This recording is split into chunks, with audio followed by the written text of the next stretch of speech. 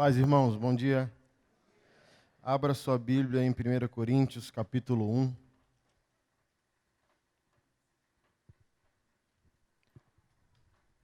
Para quem não me conhece, meu nome é Anderson, sou nordestino, imigrei para Brasília há 21 anos, sou pastor da Igreja Vivo por Ti, pastor plantador dessa igreja em Brasília, sou casado com a Keila, e nós somos pais do Paulo, do João e do Tiago, 3 rumo a 12.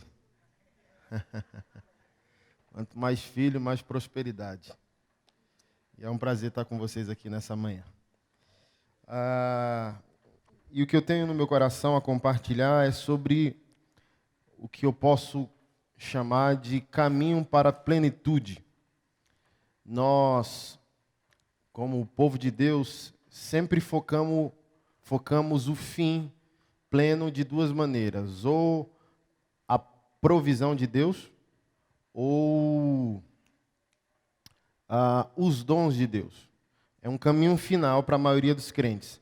Por exemplo, quando a gente fala de oração, automaticamente vem um quadro na nossa mente de petição. Não nos ensinaram de maneira plena a comungar com Deus, a amar a Deus em oração. Então, a oração automaticamente está ligada à petição daquilo que nós queremos, e aquilo que nós queremos nos tornar plenos naquela área. Então, nós oramos por recursos, nós oramos por uma habilitação do Espírito Santo para a gente ser pleno. Então, o ministro, aquele que tem sede de servir a Deus, ora a Deus por plenitude espiritual, que vem pelos dons. Ou o crente comum está sofrendo e clama a Deus para que Deus dê uma provisão naquela área da vida dele, e ali ele tenha plenitude. Mas o apóstolo Paulo, principalmente nesse texto que nós vamos ler, dá um caminho quase que sistemático, um passo a passo natural para uma vida sobrenatural. Chegar ao fim sem amar o processo vai ser muito perigoso para nós. Se você conseguir ter os dons de Deus sem o caráter de Deus, ter carisma sem caráter, já vai promover um acidente muito grande lá na frente. Mas não é prerrogativa minha e sua, isso é antigo, isso é desde que o mundo é mundo. Lembra lá dos leprosos? De 10, um volta. E a grosso modo o que eu quero tratar com os irmãos nessa manhã? Temos um fim. A gente quer chegar num fim. A gente quer um prêmio, a gente quer uma dádiva de Deus. Mas Deus não negocia os princípios e os processos que podem nos levar a esse lugar. Alguém me perguntou esses dias, um jovem, se pastor Anderson pudesse voltar no tempo e falar com o jovem Anderson, o que ele diria? Nada. Vai nessa tua força. Por quê? Porque quando se ama a Deus, não há acerto e nem erro, há processo. Então, se você acerta no processo, Deus quer que você não fique envaidecido. Se você erra no processo, é um erro a menos para você ter um foco certo para o acerto. É o que eu sempre digo. Um sucesso é uma sucessão de fracassos bem administrados. Thomas Edison, que inventou a lâmpada. 10.000 tentativas. Aí falaram, larga isso, macho. E ele diz, não, eu já tenho 10.000 maneiras de não fazer a lâmpada. Então a beleza é o processo. Porque o texto bíblico de Paulo aos Romanos é claro, todas as coisas cooperam, mas não tem ponto. Então não dá para você viver a vida do jeito que você quer e depois clamar a graça de Deus, dizendo, todas as coisas cooperam. Não, não é assim. O texto continua. Todas as coisas cooperam para o bem daqueles que amam e foram É aqui que está. Se você ama Deus, e você ama Deus por causa do chamado que Ele te fez, deixa eu falar algo para você complexo, paradoxal. Até o que está dando errado, está dando certo. Porque a gente olha no Cronos, né? No tempo contado. E Deus não. Para Deus, Ele criou o mundo ontem. Para Deus, Jesus morreu antes de ontem. Vai voltar amanhã. Ele está no que a gente chama de Kairos. Ele não tem tempo contado. Ele está num tempo que não tem tempo.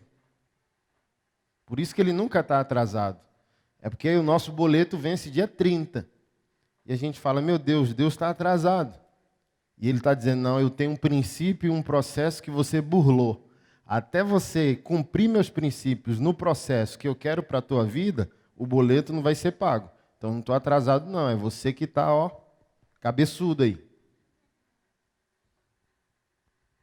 É você que está resistente a mim. Porque, querido, se você ama Deus e tudo que você está escolhendo é porque também você incluiu Deus na sua agenda, e mesmo assim está dando errado, que tal suspeitar que é para poder dar certo daqui a pouco? Eu não gosto daquelas correntes do bem de Facebook, mas aqueles memes é engraçadinho, do cara cavando na mina para poder achar o ouro ou a pedra. Um cavando de um lado, um cavando do outro. Aí o cara fala, meu Deus, estou cavando há muito tempo. A próxima picaretada que ele daria, ele acharia o diamante. Mas fala, cansei. Aí joga a ferramenta e vai embora. Principalmente quando o diabo tenta... Preguei isso na minha igreja local. Tem momentos que parece que o diabo pega uma furadeira. E quando ele não consegue furar a nossa mente, ele pega uma britadeira, querendo entrar na nossa mente. E lançar as ideias dele de dúvida, de medo, de insegurança, de incredulidade, de instabilidade com o futuro. Será que eu fiz a coisa certa? Por exemplo, uma coisa é ser fiel a Deus com um dízimo de 100 reais. Outra coisa é ser fiel a Deus com um dízimo de 100 mil.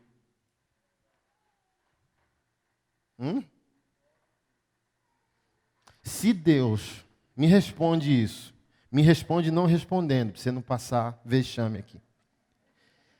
Se Deus hoje respondesse de fato todas as suas orações, isso te faria bem ou mal?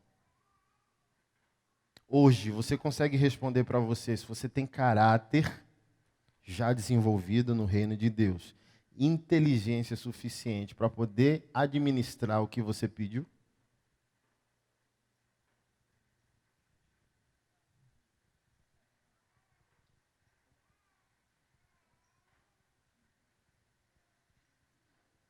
Porque chorar a Deus dizendo, Senhor, eu vou ser fiel. R$1.000 está comigo, aleluia, eu darei o dízimo de tudo que eu possuo. Aí dá lá 100 conto. Outra coisa é você conhecer uma personalidade maligna extremamente eficiente, chamada Mamon, que ama uma insatisfação assim, ó. Você tem 5 tênis, aí vem um dinheiro relevante na sua mão. Aí ele diz, que tal o sexto?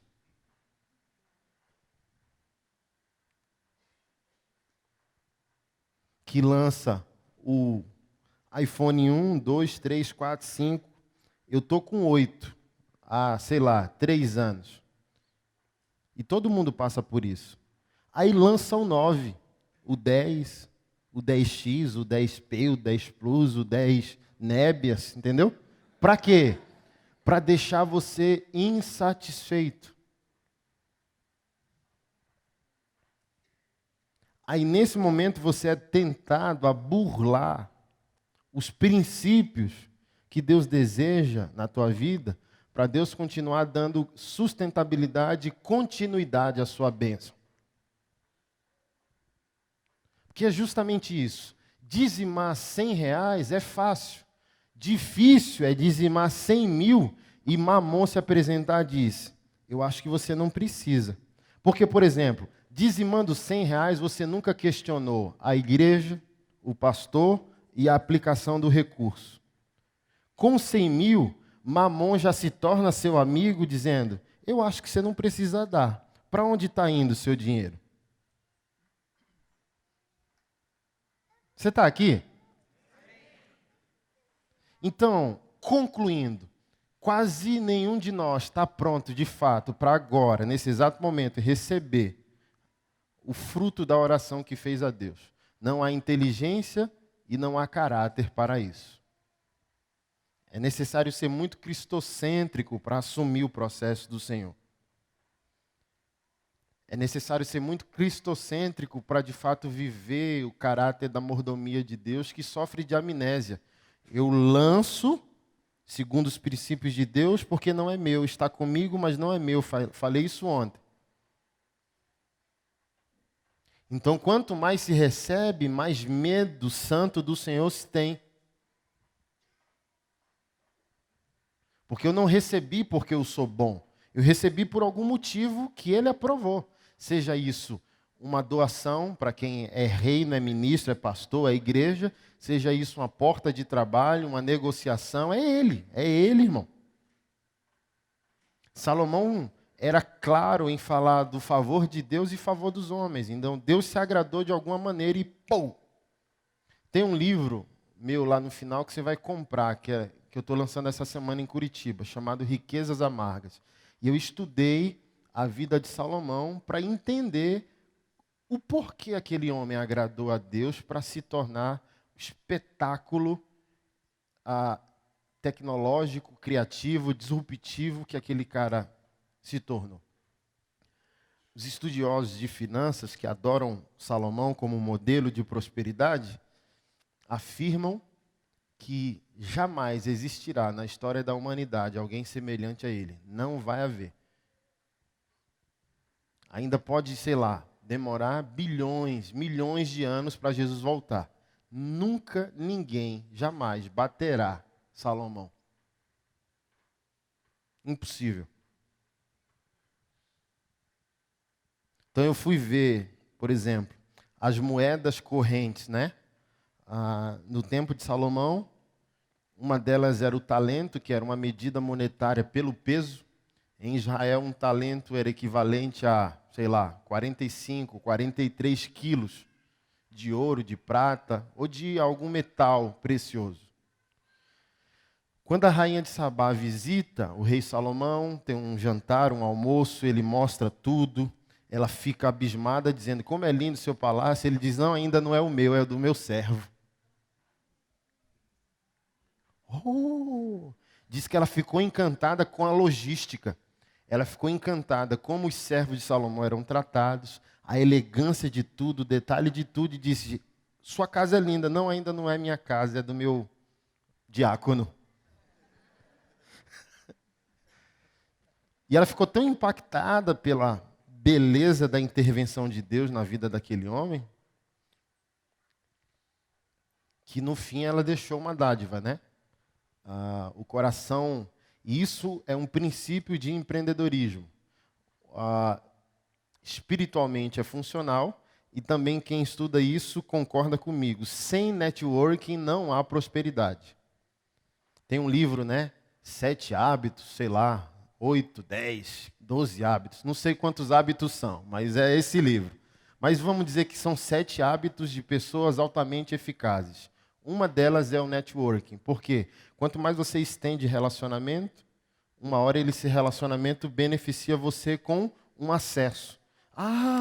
Eu tenho um amigo que trabalha com caminhão. Abriu a porta e, pum, você fecha um contrato que... Então não tem como se colocar diante de príncipes sem o presente. Porque o presente ganha o coração, dá acesso. E deixa você guardado no coração daquela pessoa. Então a rainha de Sabá, quando teve esse tempo com o rei Salomão, deixou ali de uma besteirinha de presente. Eu não contei nem as especiarias, só contei o ouro, né? Fui convertendo os talentos. Deu 1,2 bilhão de reais. Assim. Deixei um presentinho para o senhor lá ali na porta com o diácono. Só de presentes mensais que ele recebia de todas as autoridades mundiais que iam ver a maravilha da sabedoria que Deus colocou na mente e no espírito daquele homem, ele recebia mais de 5 bilhões de reais por mês. Os estudiosos afirmam que se a gente convertesse em dólares hoje, Salomão seria equivalente a 35 trilhões de dólares. E o homem mais rico do mundo hoje, que é o dono da Amazon, só vale 78, 80 bilhões de dólares. Então não chega nem a 100 bilhões. E de 1 trilhão ainda está 800 bilhões longe. Então Salomão ia rir assim, ó.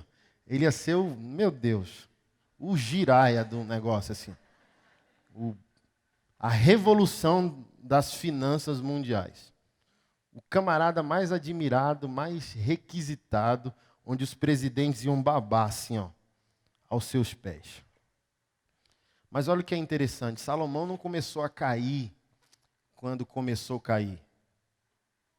Na própria ascensão dele, ele já começou a cair. Uma das suas primeiras aquisições foi, ao não ter a mulher amada, ele comprou o amor de 1000 mulheres.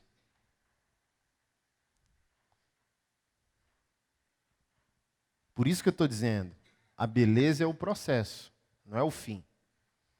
Quando Deus foi visitar Salomão e perguntou o que ele queria, ele disse, eu só quero que o Senhor seja bom comigo como foi bom com o meu pai.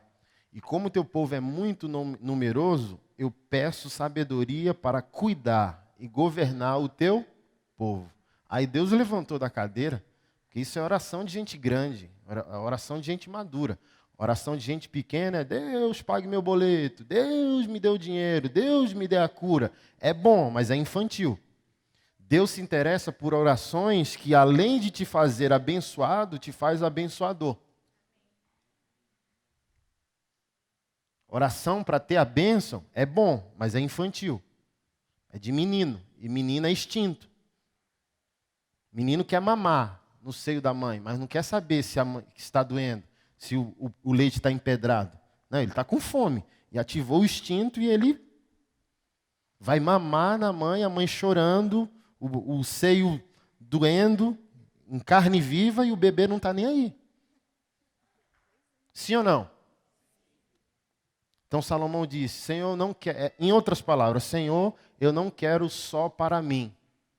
É por causa do teu povo. Aí Deus levantou e disse, como você não pediu autoridade para vencer os inimigos, não pediu dinheiro, não pediu poder, eu te darei sabedoria, mas a sabedoria é irmã gêmea de tudo que virá sobre a tua vida, e tu serás o homem mais poderoso do teu tempo. Não existirá ninguém antes de ti, depois de ti, semelhante a ti. E ó, é o que Napoleão Hill chamou de sabedoria infinita. Salomão recebeu, irmão. Lê Provérbios, vê se tem um negócio semelhante àquilo ali. Conselhos do A ao Z, para todas as áreas. Não tem como ser tolo ao ler Provérbios todos os dias. Não tem como. É espetacular a mente daquele homem. Mas no fim, quando ele já começou a... Imagina, irmão, não tem como. Eu estou casado só com uma, irmão, já é, ô louco, você já tem que ser, imagina 1000 TPMs, mil mulheres rivalizando o teu amor, entendeu? Uma já é complexo, imagina 1000. E diz que por causa da paixão de Salomão, as suas mulheres, seu coração começou a ser pervertido. E ele foi abrindo pequenas concessões. É aqui que está o seu processo. Você está pedindo algo a Deus, mas as pequenas concessões, Jesus diz que destrói a plantação. Não é o grande pecado, é o micro pecado. É o imposto sonegado, empresário que está aqui. É a declaração de imposto de renda ratificada, querido.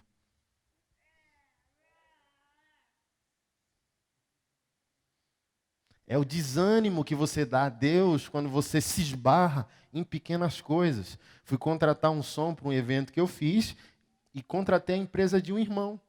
E o irmão tem a cara de madeira de me mandar a mensagem dizendo, pastor, com nota ou sem nota? Com nota é tanto, sem nota é tanto. Aí eu disse, baseado em que versículo, querido?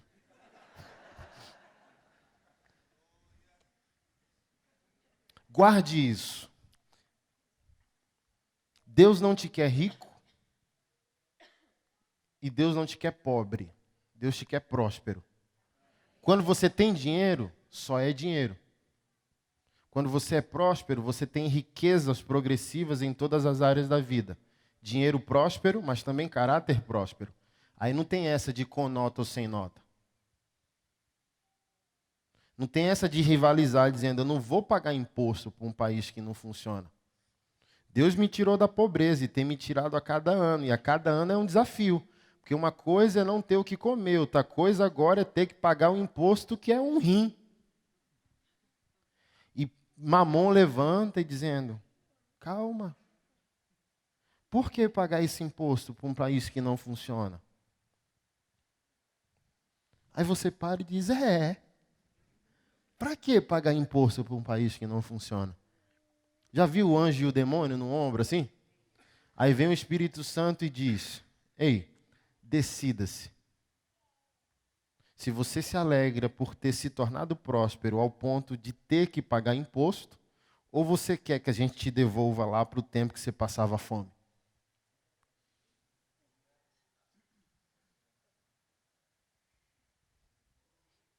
Porque honra não é para quem precisa, é para quem? Romanos 13. Dê a cada um que lhe é devido. É a mesma coisa de um crente infantil dizendo, eu não dizimo porque eu não sei o que o pastor faz e a igreja faz com o dinheiro. Ou você presta conta de ser dizimista ou de ser auditor. Só tem que decidir que juízo você quer. Senhor, eu vou prestar conta se eu dei. E quem recebeu presta conta de como administrou. É simples. É igual pai. Ou você presta conta de ser filho, ou você se eleva, ao lugar do seu pai. E os dois prestam conta. E vem essa mistura, vem essa confusão toda na nossa cabeça. A gente quer o fim, a plenitude. Deus quer o processo. Porque no processo ele nos desenvolve, no processo ele nos amadurece. E a gente vai lidando com essas micro tentações do processo. E vai percebendo que tem muita coisa ainda a ser tratada, que está escondida dentro de nós, entendeu? Você recebeu 1 milhão de Deus. Responda agora, em 2 segundos para você. Você daria o dízimo?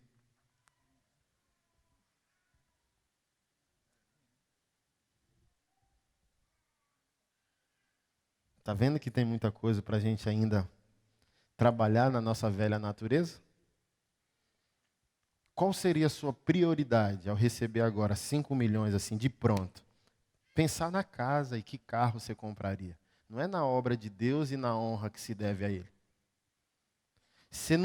A maioria de nós não tem um equilíbrio emocional e espiritual de 5 milhões e esperar um mês a emoção baixar o volume. Sem tomar decisões precipitadas? Meu Deus, 5 milhões, o carro, a viagem para Bahamas, a Harley Davidson, entendeu? E não tem a sobriedade de ser próspero. E ser próspero é ter equilíbrio, de dizer, é só dinheiro, vai trazer felicidade, mas deixa minhas emoções desacelerar. Depois eu tomo as decisões necessárias. Se não fosse assim, irmão, não haveria história dos grandes ganhadores da Mega Sena, que depois de alguns anos voltaram à borracharia. Teve um assim, eu falei, esse é idiota, irmão. É assim, Deus olhando e falou, rapaz, eu te dei uma oportunidade, mas você é idiota. Jesus, amado. Acho que Jesus, assim, fez lá a reunião de presbitério com os anjos e com o Pai, o Filho e o Espírito, dizendo, ó o Zé Mané lá, ó. Olha que Zé Mané do cara. O cara ganhou 28 milhões na Mega Sena e o que o Zé Mané fez? alugou um Boeing, pegou 55 amigos e parentes, igual um Zé Mané, ficou viajando pelo mundo afora durante 6 meses. E o que sobrou para o Zé Mané foi um apartamento em Copacabana que só de imposto valia o apartamento. Ou seja, depois de 2 anos ele voltou a trabalhar na borracharia. Ou seja, teve a dádiva, mas não se tornou pleno porque não amou um processo.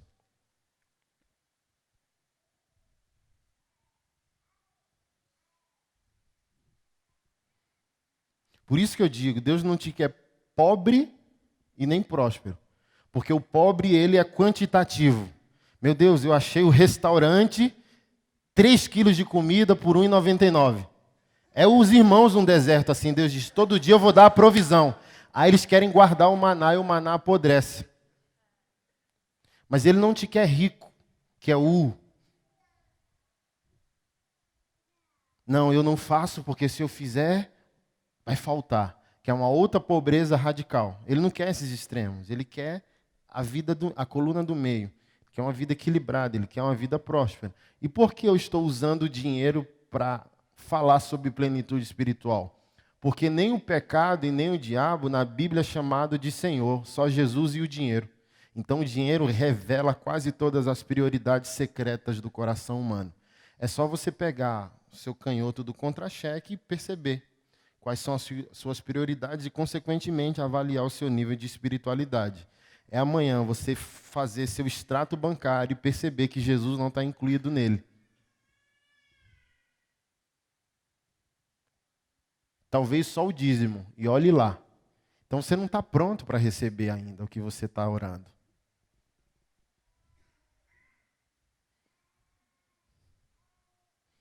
Porque ao imprimir seu extrato bancário, Jesus tem que rivalizar com você. Tirar o saldo e marcar, ó. Esse foi Jesus, fui eu, Jesus, Jesus, eu, Jesus, Jesus, Jesus, Jesus, entendeu? Se não tiver, você só está clamando para ser abençoado. Mas o charme e o poder do Evangelho não é só ser abençoado, é ser abençoador. No livro que você vai ler, eu confronto o Salomão do Eclesiastes. Está na Bíblia. Mas o meu ponto de vista é nem tudo que está na Bíblia é para ser reproduzido, mas para ser avaliado do que não fazer. Então tem muita coisa boa no Eclesiastes, mas o tudo é vaidade não é uma espiritualidade, é uma negatividade de um homem fracassado, que tem 35 trilhões na conta e não tem mais amizade com Deus. Porque até no Monte das Oliveiras, na Cidade Santa, ele deixou uma de suas mulheres erguer um templo a Moloque, que era a divindade pagã, no qual o culto a ele é sacrifício de crianças. Esquartejamento de crianças e coloca no altar para Moloque. Ele deixou e talvez ele participou desse culto. Como um homem de Deus que recebe a mente de Deus, o Espírito de Deus, faz uma abominação dessa, vai ficar com a mente normal. Só tem que escrever Eclesiastes dizendo tudo é vaidade e correr atrás do vento. Mas em Provérbios não era vaidade tudo. Porque ele disse o quê? A sabedoria, o princípio dela é o temor do... Então toda inteligência tem que ter Deus como freio. Então ele foi esse cara em Provérbios. Mas em Eclesiastes ele diz, não, tudo é vaidade. Como assim tudo é vaidade? Família é vaidade? Olha o absurdo que ele falou em Eclesiastes. Que até o trabalho é vaidade. Porque tudo que eu ganho com o meu trabalho vai ficar para alguém. Oxe, macho. Esse é o evangelho. Eu trabalho para o legado. Então ele diz, não vale a pena trabalhar, porque a riqueza que eu vou construir, alguém vai tomar conta. É isso, Salomão, você está louco. Tudo que eu estou conquistando com o meu trabalho não é só para o meu filho, é para o legado, é para o próximo, é para o órfão, é para o pobre, é para a viúva, é para a igreja, é para o reino. Mas aquele homem teve sua mente subvertida pelo impacto do pecado. Ele não aguentou o processo. Quando Deus visitou ele, irmão, aqui que é o maravilhoso. É escandaloso Davi ter sido quem foi e você abrir a Bíblia e Deus afirmar que ele é um homem segundo o seu coração. Já passou por esse escândalo?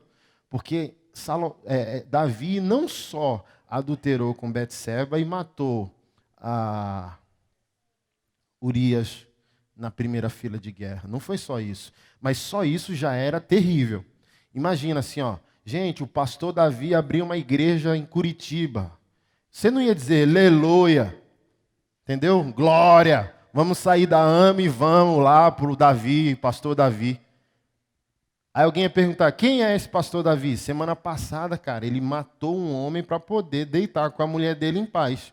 Ninguém aqui ia congregar com ele, não, irmão. Então é fácil ler a Bíblia, difícil é mergulhar nela. Só isso que ele fez é terrível. Eu acho que você já errou na sua vida, mas você não é maluco de errar como esse homem errou, não, irmão. Isso é, oh meu Deus, isso é terrível, isso é abominável. Imagina, eu desejo, eu cobiço a mulher do meu próximo. Se isso não fosse satisfatório, eu tramo a morte do marido dela para poder fazer isso em paz. Se não bastasse, dentro da casa dele, o irmão estuprou a irmã, um filho queria matar ele para tomar o reino, ou seja, ele não era um bom pai, não sabia colocar a sua casa em ordem. Mas se abre a Bíblia e Deus diz, eu amo Davi, ele é um homem segundo o meu coração. Não sei se você já ficou chocado, eu já. Meu Deus, o que atrai Davi a Deus, hein? Quando Salomão fez essas abominações, Deus visitou ele a segunda vez. Olha o que Deus disse. Por amor ao teu pai, Israel, meu povo, não perecerá. Por amor ao teu pai. Eu só lembro do Capitão Nascimento, assim, acho que Deus veio, pegou Salomão pelo colarinho e disse, tu é moleque. Tu é moleque. Teu pai é homem, tu não é homem não. Mas deixa eu falar um negócio para você. Seu pai é tão homem na minha presença que aquilo que ele viveu em mim no processo, e não só, porque Deus também considera isso. Você não é um momento, você é um histórico. É igual a timeline do Facebook. 2008 você começou a postar. Estamos em 2019, há um processo. Então Deus não vai julgar você num fato. Deus vai jogar você numa história. Toda. Então, olha, Davi é tão precioso para mim que aquilo que ele viveu comigo perdoou ele e estocou graça para perdoar a tua infantilidade. Teu pai acumulou moral comigo. Porque, olha só, no processo, Davi também falou coisas magníficas. Saul quis matá-lo e ele teve a oportunidade de matar Saul, mas chamou Saul de pai. Aí Deus quebra assim, meu Deus, não é menino, é homem. Que tem direito de matar o inimigo, mas preserva a vida do inimigo chamando o inimigo de pai. Porque foi ele que disse a frase, se Deus tocou no ungido, quem sou eu para tocar nele? Não quero tirar a vida dele. Primeiro ponto. Segundo ponto é que quando o profeta repreendeu Davi, Davi não orou em línguas. Que isso? Nébias? Não fui eu? Glória? Manto? Que é isso que o crente faz. Está errado, Deus manda a palavra, o profeta, o homem de Deus, e a gente... Oh, não, glória! Foge do confronto. E Davi não. Davi, na hora, disse, fui eu. E não foi contra ninguém que eu pequei, foi contra os céus e contra Deus. Olha a oração que Deus levanta. Senhor, eu só te peço que não julgue ninguém e não julgue o teu povo por causa do meu pecado. Que eu pague o preço, que eu pague o boleto sozinho.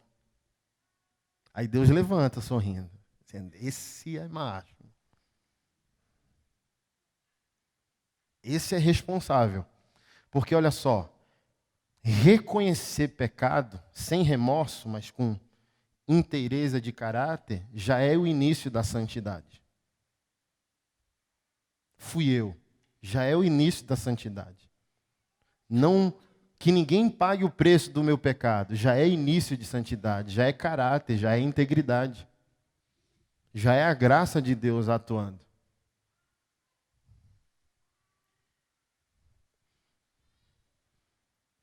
duas coisas interessantes na Bíblia. Adão disse: não fui eu, fui a mulher que você me deu. Você já leu algum livro na Bíblia que Adão escreveu? Hã? Uma oração? Uma palavra profética. Eis que o Senhor te diz, dita por Adão. Alguém? Porque quando o homem é uma vítima, ele deixa de ser protagonista. E sem protagonismo não há destino. E Davi disse o quê? Fui eu.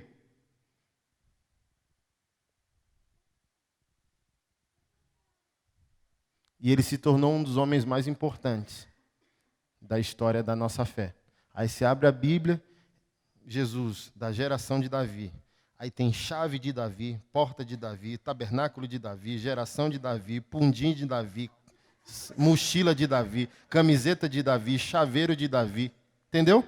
Porque onde o homem é protagonista diante dos seus erros e acertos do seu processo, Deus cria um destino.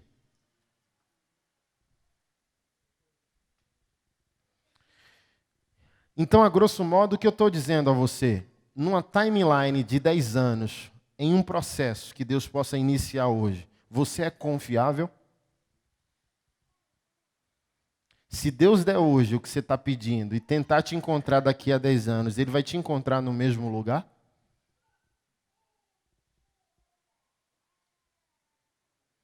Se Deus te der hoje 1 milhão, você vai investir no que precisa e não no que é banal? Porque tem isso. A gente não compra o bom pelo bom. A gente compra o bom pelo fútil.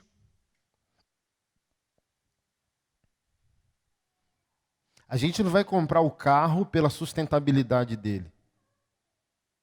Comprar um carro bom, quase nunca vou ver o mecânico. Então a gente tem que comprar o carro bom.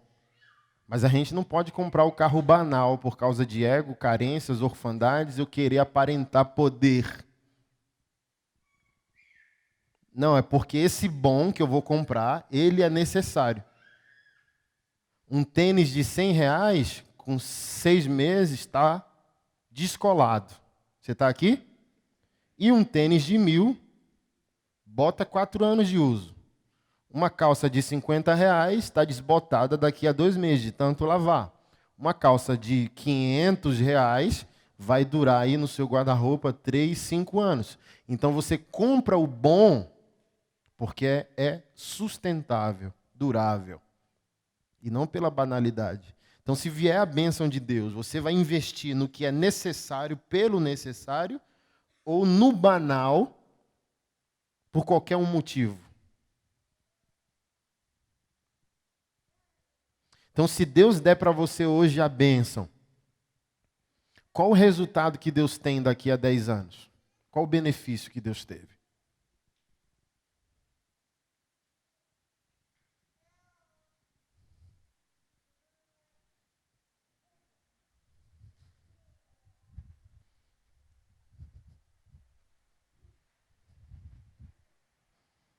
Você está aqui ou já foi arrebatado?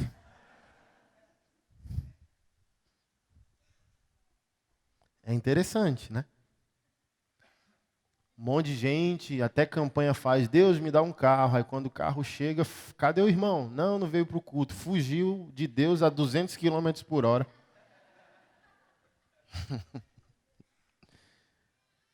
Então Deus está cansado dessas... eu falei isso ontem, não sei se você já percebeu que Deus parou, parece, de fazer coisas maravilhosas na igreja. Tinha com tanta facilidade antigamente, 10 anos para trás, milagres, cura, tinha espaço de testemunho no culto, tinha briga para testemunhar a cura, a provisão, o milagre, a porta aberta, e hoje não. Como eu concluo isso? Deus cansou de fazer o que você não vai devolver para a glória dele. Ele curou você e você não está usando a sua cura para testemunhar a cura ou curar a vida de alguém. Porque é o que eu sempre digo, o santo santifica, o amado ama, o perdoado perdoa, o curado cura, o próspero prospera. Então parece que Deus reteve e está esperando gente madura. para poder acessar o reino e a herança do reino. Porque, irmão, o Senhor me ensinou isso. O Senhor já fez tantos grandes sinais financeiros na minha vida. Muitos, assim. E o primeiro grande sinal que Deus fez foi de R$64 mil, há alguns anos atrás. Uau! Que tanto de dinheiro! E para mim hoje é dinheiro de picolé. A minha visão é global e eu tenho tanto anseio de transformar o mundo que R$60 mil é bom, mas não resolve. Nem 60 milhões resolve minha visão do evangelho mundial. Se você me der 60 milhões, eu torro ele em uma semana, com consciência. Irmão, eu fui fazendo as contas, eu fiz uma oração numa terça-feira pedindo a Deus provisão para poder honrar compromissos do ministério. Estava pressionado assim. E na segunda-feira seguinte, Deus fez o milagre. E na semana que eu orei, eu fui para a academia, não consegui malhar de tão pressionado emocionalmente que eu estava com aquela dívida, que veio um cara gigantesco, bombado dentro da academia, que eu achei que ia me dar uma cantada. Eu falei, meu Deus, eu estou mal, eu estou pressionado e ainda vou receber uma cantada. Senhor, poupa o teu filho. Aí o cara colocou a mão sobre mim, dizendo, tem uma palavra do Senhor para você.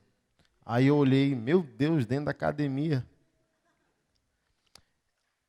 Aí o rapaz disse, quando você entrou pela catraca da academia, eu tive uma visão de um homem de branco entrando atrás de você com um envelope na mão. Eu sou profético, mas não sou místico, né? Então nessas horas você fica meio, ai meu Deus, creio ou não creio? E ele falou, ele parou perto de você e não deixou você ouvir o que ele falou, mas ele deixou eu ouvir. Ele disse, eu vou fazer o que você orou lá embaixo na academia, que eu orei dentro do carro, no estacionamento da academia. Eu vou fazer o que você pediu, mas eu quero que você use balança justa. Então fiquei mal. Que eu acho que eu, Anderson, acho sobre mim mesmo que eu sou extremamente extravagante na minha obediência a Jesus. Quando ele falou de balança justa, é como se Deus estivesse questionando minha integridade. O cara me deixou mal, não resolveu meu problema. Mas quando o dinheiro entrou na conta, eu lembrei da balança justa. Por quê? Porque naquele exato momento o dinheiro entrou na conta que não era do ministério. Então, ninguém saberia, nem minha liderança, nem minha esposa, e naquele momento eu podia desviar o objetivo do recurso. Sim ou não? Aí na hora o Espírito Santo vem. Você pediu dinheiro para honrar o ministério. Não foi para comprar um carro e nem para fazer uma viagem. Então honre o motivo da sua oração. E eu fui pagando. Aluguel da igreja, som da igreja, carpete da igreja, fornecedor, tal. Por último, liguei para a minha liderança e disse, olha, Deus fez um milagre, vamos se encontrar no Coco Bambu e comemorar. Louvar a Deus. Aí fomos, nossa equipe pastoral, pagamos o jantar, no outro dia eu fui tirar o extrato. Quanto que tinha na conta? Nada, 0. O jantar foi o último valor que preencheu os 64 mil. E eu perguntei ao Senhor, por que o Senhor não deu folga? Porque não sobrou nem para um relógiozinho apostólico.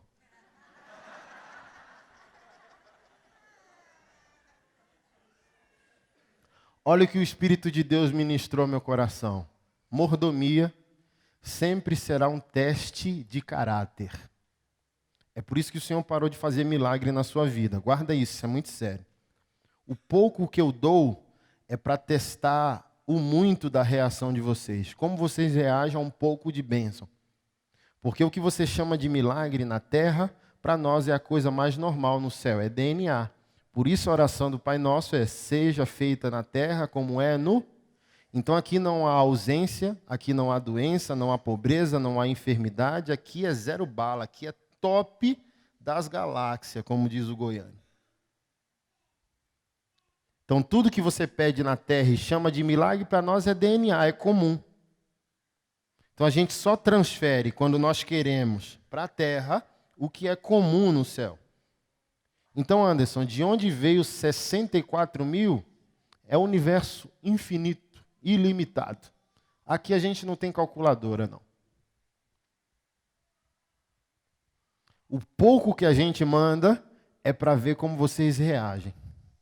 Se você pegasse R$1 desse dinheiro, você seria reprovado. Mas a gente tem uma boa notícia. Você foi aprovado. Você orou por um objetivo e quando o dinheiro chegou, você aplicou nesse objetivo.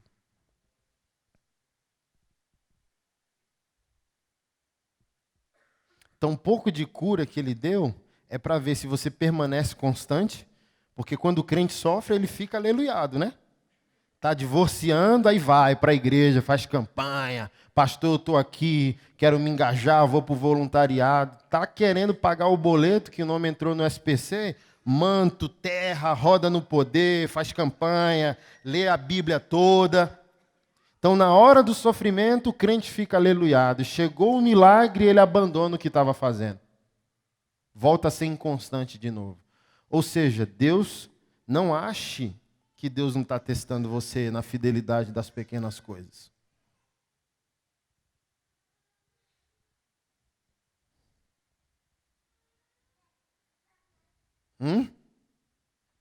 Ó Deus, quando eu tiver, eu farei. Deus não mandou você ser fiel nas grandes coisas. Ele disse que a fidelidade começa nas pequenas. Para Deus, 1.000.000 pode ser 1 centavo. E 1 centavo pode ser 1.000.000. Porque não é a quantidade. É a relação, é a comunhão, é o motivo, é o temor, é a aliança.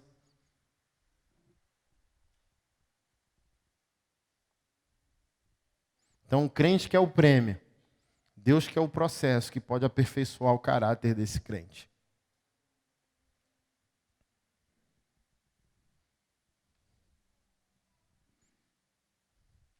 Se Deus fizer hoje, Deus pode te encontrar daqui a 10 anos, constante, aleluiado e frutífero. Pastor Neil Barreto, na Igreja Batista Betânia do Rio, tem uma fala pesada. Ele diz: por amor, Deus permite que alguns dos seus filhos nunca cresçam. Porque árvore sem raiz tomba no primeiro fruto. Ó Deus, por que você não está fazendo? Porque eu te amo.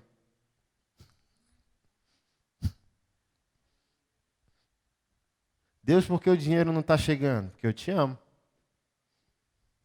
Deus, por que a cura não veio? Porque eu te amo. É como se não fazer fosse a rédea curta para Deus manter você, pra você não se perder.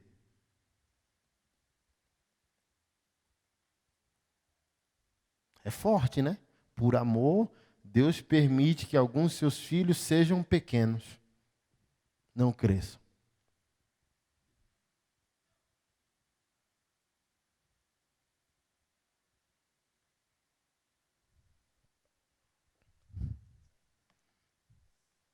Tudo introdução para a leitura do texto. 1 Coríntios, capítulo 1. Verso 1. Paulo, chamado pela vontade de Deus para ser apóstolo de Jesus Cristo, e o irmão Sóstenes, a igreja de Deus que está em Corinto, aos santificados em Cristo Jesus, chamados para ser santos, com todos os que em todos os lugares invocam o nome do Senhor Jesus Cristo, Senhor deles e nosso. Que a graça e a paz de Deus, nosso Pai, e do Senhor Jesus Cristo estejam com vocês. Sempre dou graças ao meu Deus por vocês, por causa da graça de Deus que foi dada a vocês em Cristo Jesus.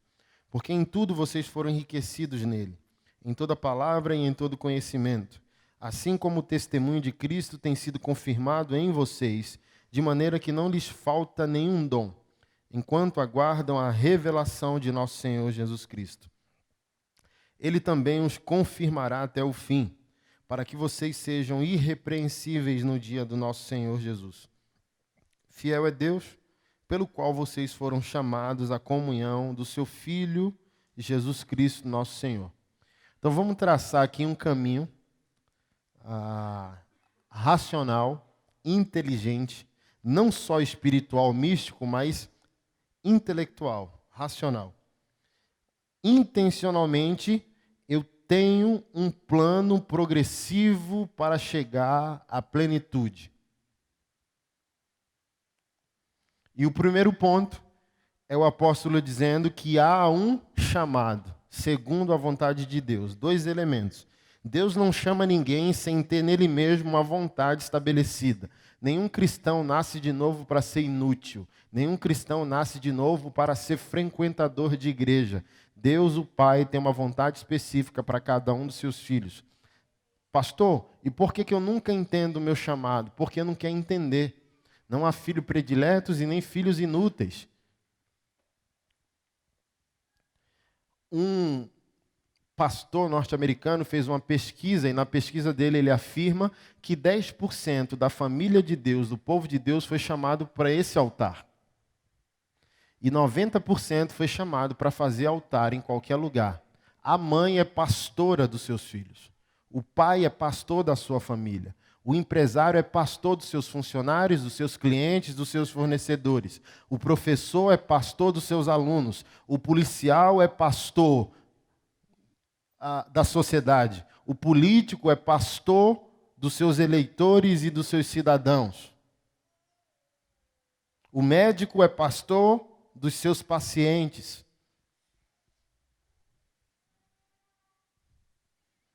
O padeiro é pastor de quem compra pão na padaria.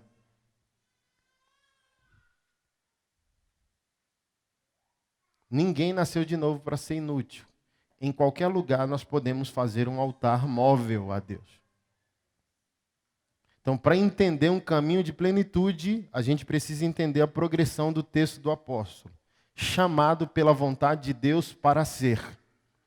Um tripé aqui. Deus faz um chamado porque tem uma vontade e progressivamente Ele deseja manifestar esse chamado na nossa vida de alguma maneira. Chamado segundo a vontade para ser. É os 3 primeiros pontos. Aos santificados, ele diz no verso 2, em Cristo Jesus chamados para serem santos. Eu fui santificado para ser santo. Aqui que está um acidente muito perigoso da igreja. A igreja entende santidade para Deus, mas a igreja não entende santidade social. O marido vem para a igreja, ora em línguas e xinga a esposa em casa. Não está pronto. O crente vem para a igreja, dá o dízimo, mas frauda o imposto. Não está pronto. Porque Deus não santifica um erro com um acerto. Não é porque você na igreja fez a coisa certa que Deus vai abonar a coisa errada que você está fazendo fora. Deus não santifica fraudes.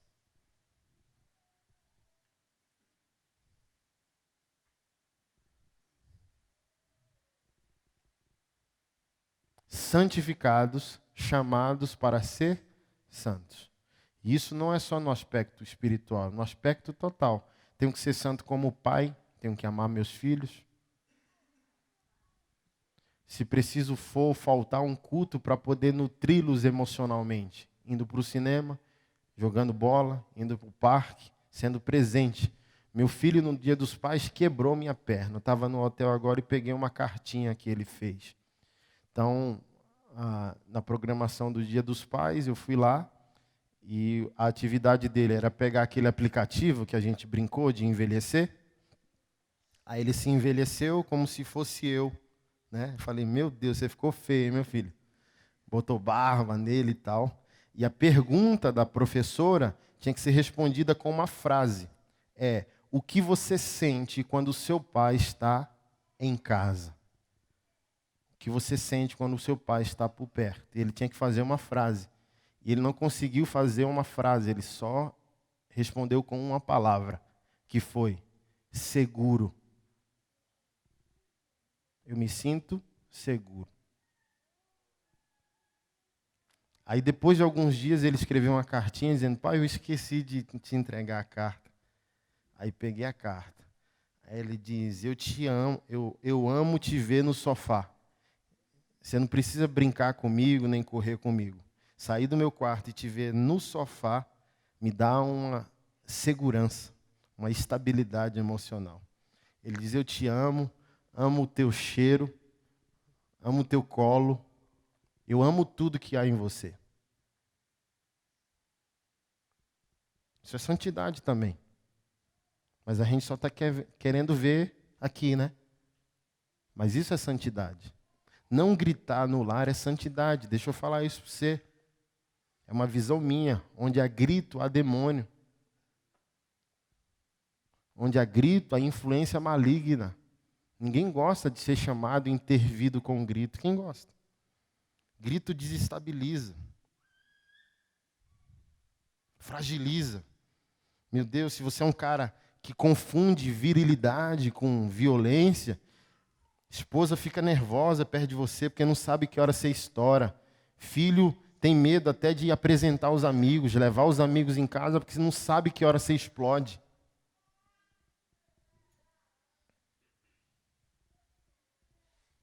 É santidade pedir perdão. É santidade dizer eu te amo. É santidade se abraçarem quando acorda. É santidade ser gentil, é santidade mudar de opinião quando se está errado. Então olha que processo bonito o apóstolo Paulo nos coloca. Chamados, segundo a vontade de Deus, para ser. Fui santificado e chamado para ser santo, em todas as áreas da vida. Então ser um bom adorador não faz com que Deus abone o péssimo marido que você é. Alô? Tem que ser santo como marido. O Senhor não finge que não está vendo.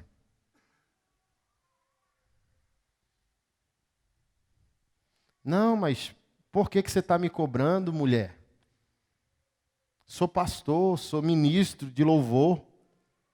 Não, irmão, o Senhor não abona uma mentira porque você pratica uma verdade.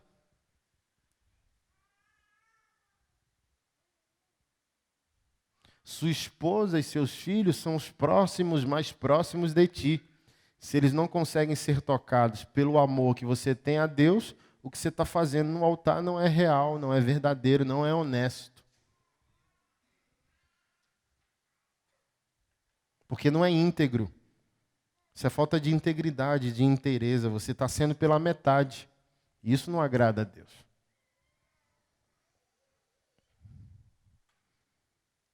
No 5 ele diz, porque vocês foram enriquecidos em tudo. Em tudo. Ou seja, aqui tem que nos levar à lembrança do que o apóstolo Paulo disse em uma de suas cartas. Desenvolva a sua salvação com temor e tremor. E aqui não é salvação eterna, porque é ato soberano de Deus pela nossa fé. Tenho fé de que sou um pecador e Ele é meu justificador. Sou salvo. Romanos 10. Então você não pode aperfeiçoar uma salvação que você não conquistou por obras.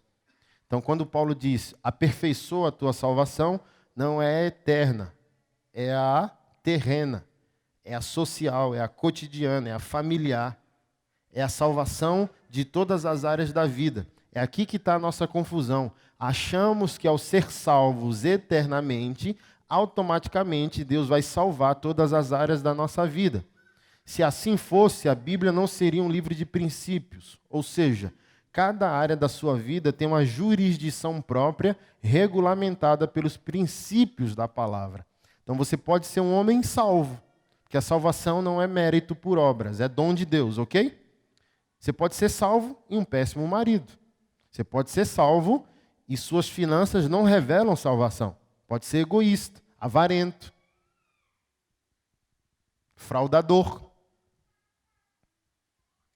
Você pode ser salvo um bom marido e um péssimo pai. Seus filhos não te admiram.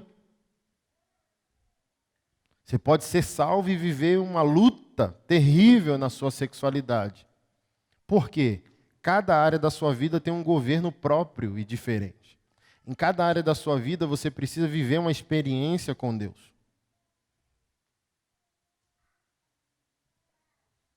Então, Paulo diz que a gente foi enriquecido em tudo nele, mediante o conhecimento, mediante a palavra que nos gera conhecimento. Então, vamos lá. Chamado, primeiro ponto. Segundo a vontade. Segundo ponto. Para ser. Terceiro ponto. Fui santificado. Quarto. Para ser santo. 5. Enriquecido nele. 6. Mediante a exposição à palavra. 7. E a palavra me gera conhecimento. 8. Cristo tem sido confirmado em vocês. No verso 7 ele diz, de maneira que não lhes falta nenhum dom. Então, o processo até agora faz concluir que esses elementos aplicados na nossa vida faz com que Deus nos dê dons. Chamado pela vontade para ser, fui santificado para ser santo, enriquecido em tudo nele, segundo a palavra que me deu conhecimento, igual a dons. E aqui já ficou complexo, porque a maioria de nós confunde dom com aprovação. Marcos capítulo 7 diz que crentes, praticantes, chegaram diante do Senhor e disseram, em teu nome curamos enfermos e expulsamos demônios. E o Senhor diz, apartem-se de mim, malditos, eu não vos conheço. Porque para o judeu e para todo oriental, conhecimento é experiência. Não é conceito intelectual. Para nós ocidentais, de herança grega, conhecimento é um elemento intelectual, uma informação, uma leitura. Para o oriental, não. Conhecimento é envolvimento, conhecimento é experiência, ao ponto que a palavra ginosco, que é a palavra grega, é usada no Novo Testamento não só para o conhecimento da palavra, mas para o intercurso sexual do casal. O Novo Testamento usa a palavra ginosco para dizer que José não conheceu Maria até Jesus nascer. Ou seja, José não se relacionou sexualmente com Maria até Jesus nascer. Então, para o judeu, conhecimento é envolvimento, experiência, relacionamento profundo, ao ponto de definir até a conjunção sexual do casal. É por isso que aqui falhamos. A Bíblia diz, conhecereis a verdade vos... Então, por que você não é liberto nesse assunto que você sabe? Que você está escondendo de todos e de Deus. Porque nessa área que você ainda não é livre, mesmo sendo salvo, você não teve uma experiência. Por exemplo, quem é fiel com o dinheiro tem testemunho de ontem, de antes de ontem, de semana passada, do mês passado. Quem não tem experiência duvida dos princípios.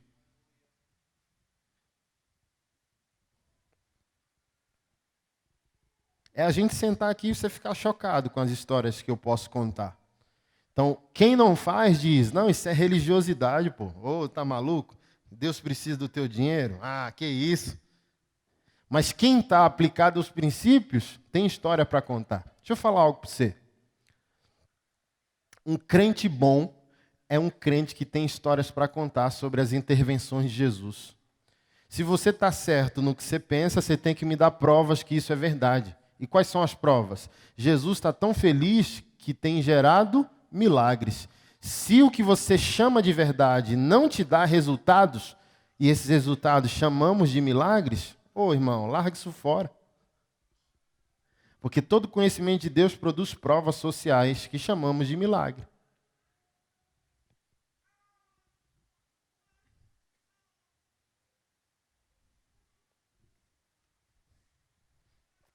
Eu, particularmente, ofertava o tanto que eu dizimava. Hoje, irmão, tá, eu acho que 90% eu dizimo e 10% fica. Por quê? Quando você entra na experiência, aí Deus e você se tornam únicos, uma pessoa só. Então, o que é seu é dele, o que é dele é seu, e ele manda para você o que você precisa até antes de você orar.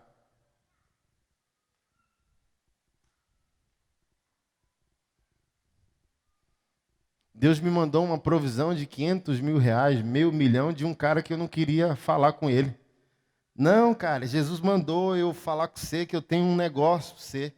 Aí eu falei, não, cara, eu tô corrido, brother, não dá para a gente se falar. Não, é meio milhão que eu tenho que te ofertar. Ô, pera aí. Então. Aí eu falei, Senhor, por que isso? Aí o Senhor fala, do processo. Ei, você me dizimava R$1 chorando, como se aquilo fosse 1 milhão de reais. E a gente recebeu. E agora a gente vai devolver a você. Sua bênção pode estar no Japão. Se ela for sua, a gente conspira de maneira cósmica. Anjos e o Espírito Santo faz um plano miraculoso para o recurso chegar até você. Porque o que diz a palavra em Gálatas? Você não pode zombar de Deus. O homem colherá o que?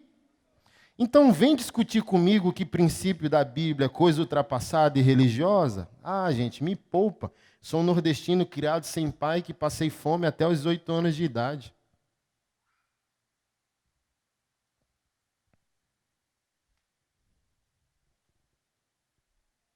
Então vou provar para você o que creio e você tem que provar para mim o que você crê.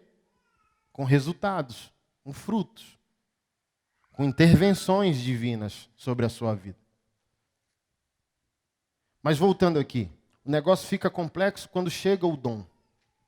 Porque as pessoas confundem identidade com afazeres. Imagina, em 2009, no aniversário de 3 anos do meu filho mais velho, que hoje está com 11, eu encontrei ele morto numa piscina. Ele ficou 40 minutos sem vida.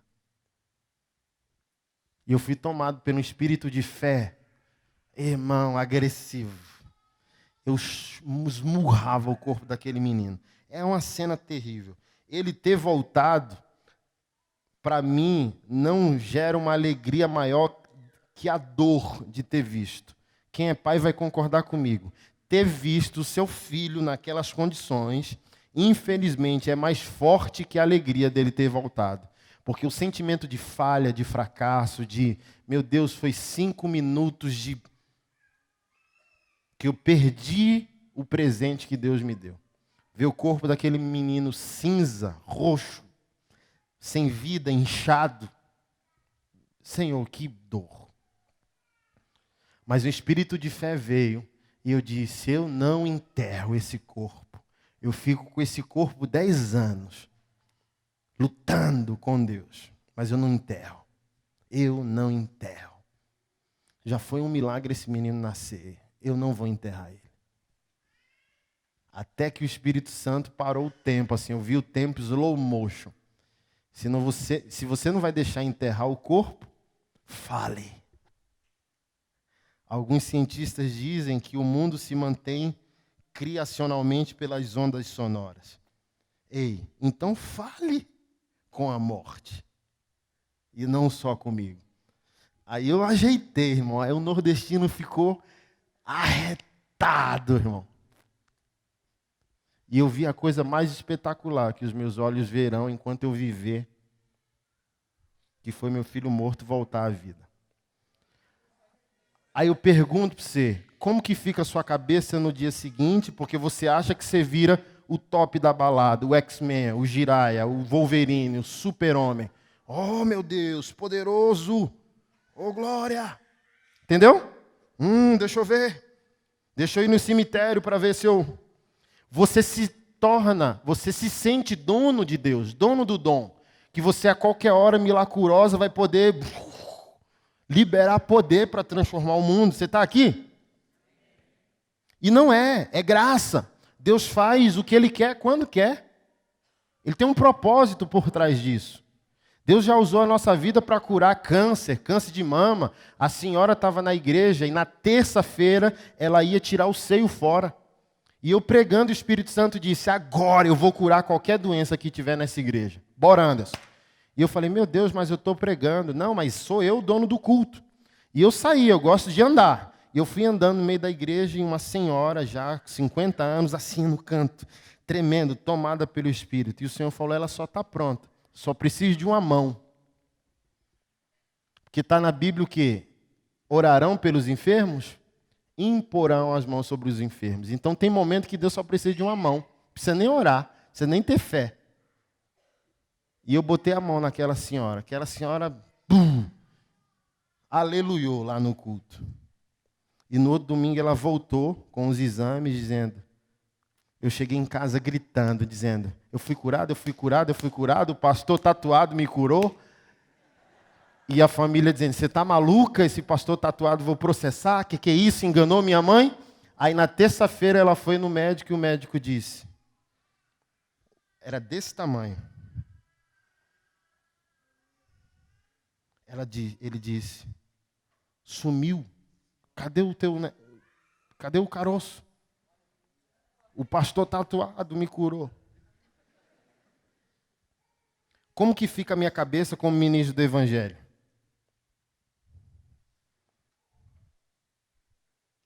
Sua cabeça transtorna.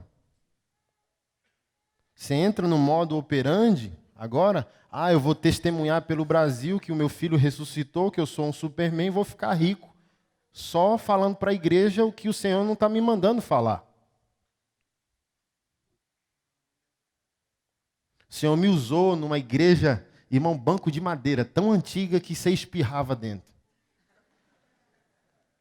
E eu pregando, e o Espírito Santo tinha um senhor de 60 anos, todo torto. Teve um AVC. Enfim. Aí eu falei, meu Senhor, e o Espírito Santo dizendo, ele vai andar hoje.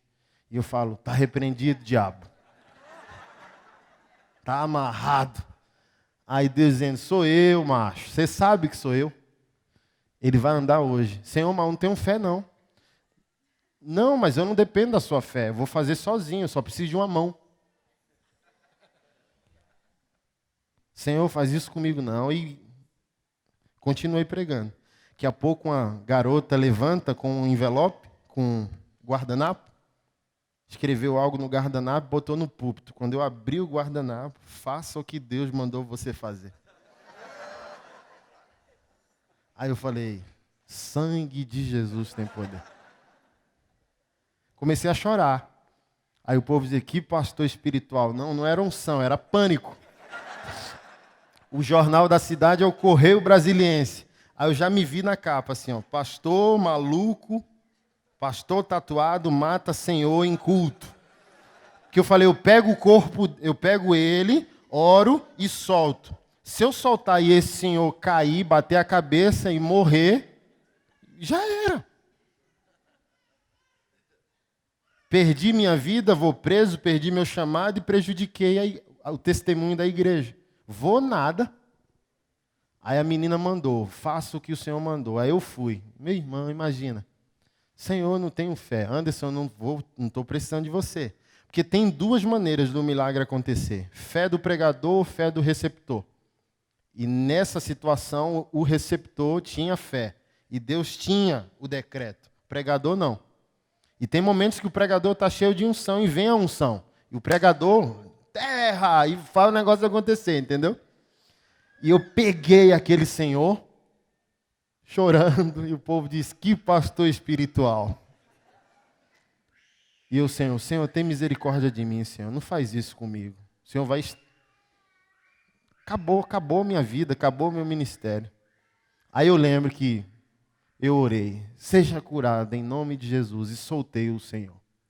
De olho fechado, chorando, só esperando o barulho da cabeça dele bater no chão, assim, ó, tá!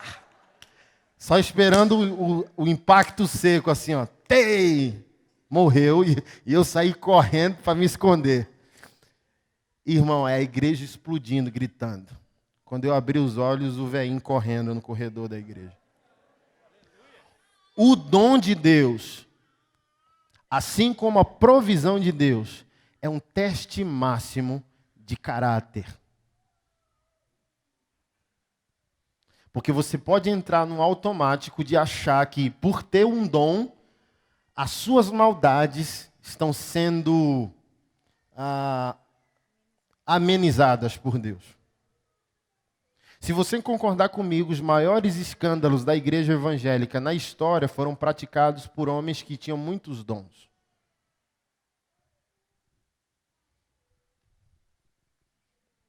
Porque eles acham que muitos dons compensam falta de caráter ou de outras pequenas características que são importantes.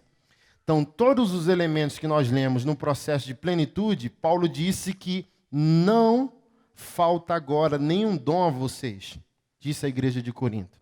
Ela é considerada uma igreja que teve todos os dons do Espírito em atuação, ao ponto que ela queria descobrir qual era a língua dos anjos, porque ela não estava satisfeita com a língua idiomática, quando Deus batizava eles com árabe, com grego, com outros idiomas de nações, e as línguas estranhas, que é uma ferramenta individual de edificação. Eles eram tão insatisfeitos, agressivos para terem os dons, que eles falaram, tem uma língua só de anjos, e a gente quer descobrir. Por isso que aqui em 1 Coríntios capítulo 13, o apóstolo disse, eu posso orar a língua dos homens e não ter amor, que é o fundamento do caráter cristão. Então a igreja de Corinto era plena em todos os dons. Mas o que é interessante, para a gente poder encerrar. O 8 ele diz, o Senhor também nos confirmará. Ou seja, depois de todo esse processo que nos leva a acessar os dons do reino, o Senhor tem agora dois interesses finais. Tem três interesses finais, para a gente poder fechar o texto, que é, o Senhor quer confirmar você, para você ser irrepreensível, porque Ele chamou você à comunhão do Filho dEle. Então, todo o processo de plenitude nos leva aos dons, ou a provisão, ou o milagre. Quando isso chegar, Deus quer conferir, que deveria ser o motivo das nossas conferências. Deus quer conferir. Qual é o seu nome? Júnior. Júnior, como que está o caráter? Está top, Senhor. Casamento, está top, Senhor. Finanças, está legal. Os filhos, está legal. Sexualidade, Senhor, está alinhado. Próximo. Entendeu? O Senhor faz o Júnior, o Anderson, o Francisco, a Tainá ser pleno num processo, mas o Senhor sempre quer conferir, confirmar, por meio do confronto, para que a gente se torne irrepreensível. Aos Tessalonicenses, Paulo diz, para a gente ser irrepreensível no espírito, na alma e no corpo. Então, Paulo está falando de todas as esferas do relacionamento com Deus e com a vida que Deus precisa verificar. Como que está sua vida espiritual? Como que está sua vida emocional, intelectual, almática? E como que está? Tem gente que consegue ser crente moralmente no corpo, consegue ter controle, mas não é satisfatório para Deus. Não adianta ser como um fariseu bom no corpo, no rigor, no controle, e a alma ser livre para pensar o que quer. Não adultera no corpo, mas adultera nas emoções. Não erra no corpo, mas pensa o mal do irmão. Dá aleluia, paz do Senhor, querido. E dizendo, ai, que bruxa. Dentro. Então ele diz, irrepreensível totalmente. No espírito, na alma, no corpo. Porque vocês foram chamados para a comunhão do seu Filho. E aqui ele fecha a conta. Todo o equilíbrio de uma vida plena se dá pela constante comunhão com o Filho de Deus, que comunica sua mente, suas afeições e seu caráter. Então só há sustentabilidade quando nós temos comunhão com o Filho. Billy Graham, esse é um alvo de plenitude. Ele foi o maior mobilizador da igreja cristã evangélica em toda a história. Aquele homem juntou mais pessoas que o próprio Jesus e Paulo. Ninguém bate ele. Ele, olha só, ele não é sabido igual a gente, não lê os livros de filosofia que eu leio, entendeu? Feijão com arroz. Foi ele que inventou a frase, Jesus te ama e eu também. Então ele não era sabidão para, sei lá, discutir os assuntos que a gente está discutindo. É igual um R.R. Soares, assim, ó. Nós louvamos a Jesus Cristo. Que você olha e diz, simples, mas simples funcional. Imagina, Billy Graham ia lá, de maneira sobrenatural, o estádio lotava de cima a baixo. Aí o cara tá ali, igual o irmão R.R. Soares, cantava um hino, aí no final, Jesus, ó o pezinho, Jesus te ama e eu também. Ah, eu quero. Você vê o que é integridade no reino, plenitude. E passa a se tornar não um resultado de performance. Fazer uma mega estrutura, uma mega conferência, e nenhum problema com isso. Cartazes, LED, luz, plá, plá, plá, plá. Muito bom, a gente pode alcançar muita gente com as nossas tecnologias. Mas quando há um caráter íntegro, o resultado não depende só de performance. Quando há uma integridade, os anjos vêm cooperar com aquilo que a gente está fazendo. O próprio Benny Hinn, na sua época de plenitude e sobriedade, antes dele chegar no estádio, 1 quilômetro, 2, 4, 5, as curas já estavam acontecendo. Porque talvez era um momento de integridade nesse processo que nós tratamos hoje aqui.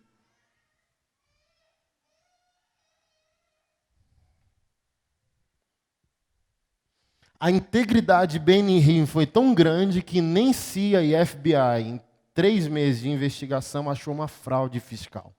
O que eu estou falando para você não é para condenar você, irmão. Mas vai ter momentos que se Deus fizer você brilhar, publicamente, politicamente, sociologicamente, os inimigos vão vir querendo pegar a linha solta e puxar ela para envergonhar você. Então, no Brasil, se um pastor quer ter relevância, ele tem que tirar uma foto com o presidente. Com Billy Graham era diferente. Se o presidente queria ter moral, ele tinha que tirar uma foto com Billy Graham. Eu recomendo você sair daqui e dar um Google. Barack Obama e Billy Graham. Assim, ó, Billy Graham sentado.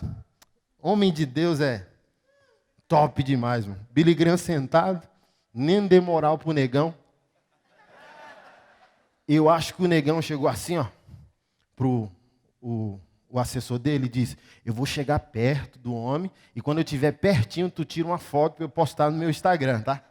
E o Billy Graham, ó, sentado lá, isento, equilibrado.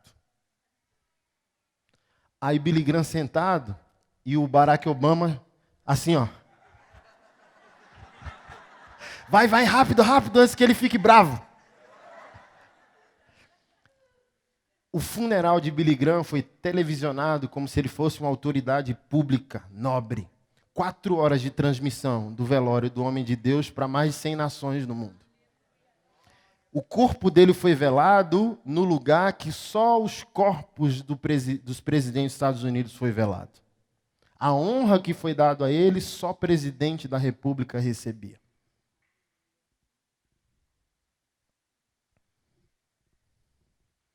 Falava com cara de esquerda, falava com cara de direita. Não era extremo em nenhum nem outro. Era homem de Deus. E homem de Deus não é de direita e nem de esquerda, é cristocêntrico.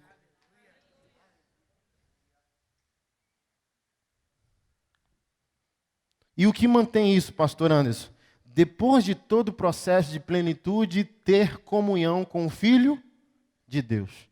Então, só lembrar para a gente encerrar. Chamado, segundo a vontade de Deus, para ser santificado, chamado para ser santo, enriquecido em tudo, por causa da palavra, que nos dá conhecimento, rema, revelação, entendimento espiritual. Consequentemente, recebemos os dons, e depois dos dons, Deus quer nos confirmar para a gente se tornar irrepreensível. 11 pilares de uma vida plena. E a coroa dos 11 pilares é: todos esses 11 pilares só vão se manter constantes na sua vida se você tiver comunhão com o Filho de Deus. Aí você está pronto para ser um político, para ser um empresário, para ser um pastor, para ser milionário, para ser bilionário, para... Não há limite, irmão. Eu escrevi isso no meu livro. Se Salomão recebeu, consequentemente, da sabedoria que Deus deu 35 trilhões, que limite Deus tem? Me ajuda aí, Brasil. Tem nenhum limite. Então não é o que Deus quer, é o que seu caráter suporta. É o que seu caráter aguenta. Deus pode te dar toda a unção de você entrar no cemitério e todos os mortos levantarem. Você tem caráter para aguentar? Voltando a falar de Billy Graham, ele descia dessas cruzadas. Quando ele descia, havia um obreiro do ministério dele que levantava na hora. Aí ele ia para o gabinete ou para o loft e vinha o voluntário da equipe. Colava no cangote dele dizendo: você não é nada. Você não é ninguém. Você veio do pó e ao pó voltará. Jesus é o centro. Jesus é o centro. É por Ele, nele, para Ele. Para Ele, nele são todas as coisas. Billy Graham não é ninguém. Billy Graham não é nada. Esse momento foi uma ilusão. Jesus é tudo. Esse povo não é seu. Esse povo pertence a Cristo. Você veio do pó e ao pó você voltará. Fala aí. Caráter. Integridade. Mantém o povo de Deus em sobriedade. Mas ele podia fazer o quê? Botar logo aqueles negócios de Israel, ficar um judaizante, sou o homem mais poderoso da terra, beija meu anel, entendeu? Ele podia ficar excêntrico, sim ou não? Mas ele se cercou de uma simplicidade que manteve sobriedade.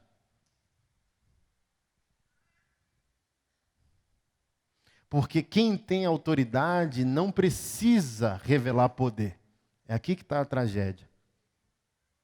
Não, Deus me deu 1 milhão, deixa eu comprar uma BMW. Nenhum problema, irmão. É igual um procurador da República foi congregar conosco, minha visão é muito missionária, e ele falou bem assim: pastor, eu ganho 30 mil, eu não posso comprar um sapato de 6 mil? Falei, claro que pode. Eu queria ter 1 milhão de salário como pastor. Ele, sério, sério. Mas eu expulso o diabo da minha cidade com salário de 1 milhão. Ele não mora na mesma cidade que eu. Então você pode desfrutar do que é bom, do que é de melhor. Nunca às custas de omissão. Pode comprar um sapato de 20 mil. Alguém está sofrendo ao seu redor?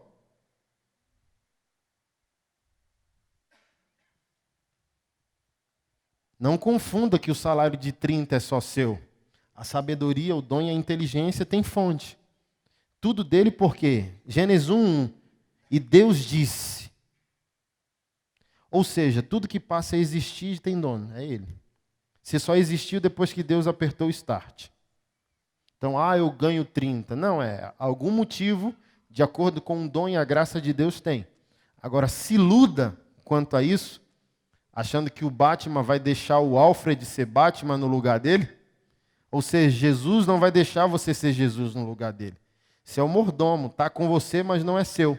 Passa por você, mas não é seu. Você tem acesso, mas não é seu.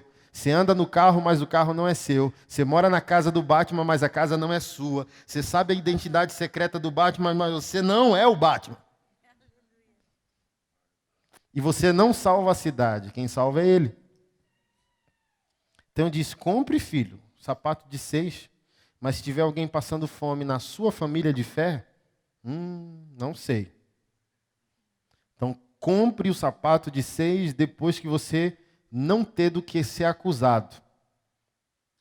Jesus não quer que seja a gente, seja o pobre franciscano, mas o justo justifica, o próspero prospera, o amado ama, o perdoado perdoa.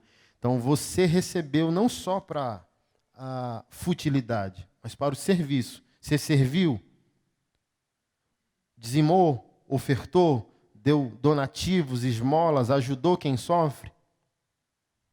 Sim, pastor. compre o que você quiser. Faça o que você quiser. Mas que Jesus olhe para você e esteja contente, dizendo, servo bom e fiel. Eu quero, irmão. Sou pastor, mas eu não creio em missionário chegando, vivendo de boletim. Não, irmão. Eu acho que o missionário pode chegar na África para abrir uma empresa, além da agência missionária. Então, eu não sou esse da tese franciscana, não. Tá maluco? Eu quero ir para Bahamas, eu quero ir, falo para o Senhor, Senhor, eu quero fazer missões em Dubai. Não tenho essa não. Creio que o pobre tem que ser salvo, vivo dentro das favelas, das comunidades, discipulo homossexuais, mas o rico também precisa. É um grupo minoritário por causa de preconceito. A gente acha que o rico, por ter dinheiro, é feliz. O problema do pobre resolve com dinheiro e do rico resolve com suicídio. Então a gente tem que ter compaixão. E só vem de plenitude, tem que ser pleno. Para não fazer essa equação, essa acepção de pessoas.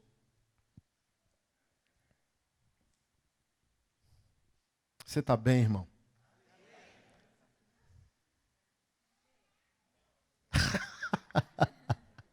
Eu brinco, eu tenho que falar isso toda a ministração. Eu tenho uma crise com Deus que eu só compartilho com a minha esposa. Eu falo, meu bem, eu queria só ter uma viola, violãozinho, ir para as igrejas cantar e deixar os meus irmãos felizes. Porque não tem nem problema de teologia. O cara vem, canta, entendeu? Aleluia, o povo, glória, aleluia, vai embora. Aí parece que o Senhor me botou essa marreta reflexiva. Vai, pregue e deixa os irmãos em crise. Mas é o que eu sempre digo. Eu gosto de deixar você triste. Só por hoje, para você ficar feliz eternamente. Do que deixar você feliz por uma noite, enganá-lo e... É o que o pastor Marciano a gente sempre discute. Se eu tiver errado, eu só deixei você menos feliz por enquanto. O contrário, eu faço você sofrer eternamente. Então, eu prefiro errar por zelo. É a lógica do pastor Marciano. Então, eu prefiro dizer não. Deixar você menos feliz para você ser eterno, do que mentir para você, deixar você feliz agora e você não ser eterno. Ser julgado por Deus para sempre. Então, não tem nem do que eu pedir perdão. Ô, irmão, desculpa porque você está triste. Porque Paulo disse que a tristeza, segundo Deus, opera arrependimento para a salvação. Eu só, como um cooperador do reino de Deus, quero que você questione seus pontos cegos. Não olhar o ponto cego do retrovisor mata o motoqueiro. Então tem que se esforçar para ver o que você não está vendo. Então eu vim aqui para forçar você a uma reflexão que você ainda não fez. Não adianta espiritualidade de domingo sem espiritualidade da semana. Não adianta ser santo na igreja e não ser santo com a esposa. Não adianta dar dízimo e não pagar imposto. Não adianta ser adorador e do louvor e não ter caráter.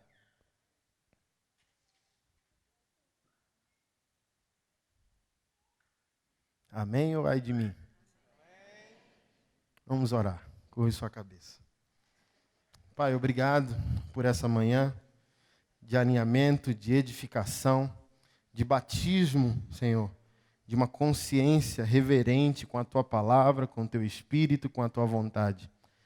Reconhecemos e aceitamos a Tua plenitude e que ela seja derramada sobre nós, nos levando a um novo tempo, um tempo de mudança, um tempo de maturidade, um tempo onde a gente possa estender o domingo para a semana. Tudo aquilo que a gente aprende na Tua casa, que a gente leve para a vida durante a semana, nos tornando indivíduos plenos, famílias plenas, casais plenos, a gente estenda isso para os nossos filhos, para que eles se tornem plenos, que a gente leve isso para as escolas, universidades, trabalhos, todas as agências sociais, que a gente se envolver durante a semana, que a gente leve o teu favor, a consciência redimida do Evangelho, o poder da tua palavra, o poder do teu Filho crucificado, e que a gente aceite o fato de que nós somos a extensão da ação de Deus através de Jesus Cristo aqui nessa terra. Em nome de Jesus é a nossa oração e a nossa confiança. Amém.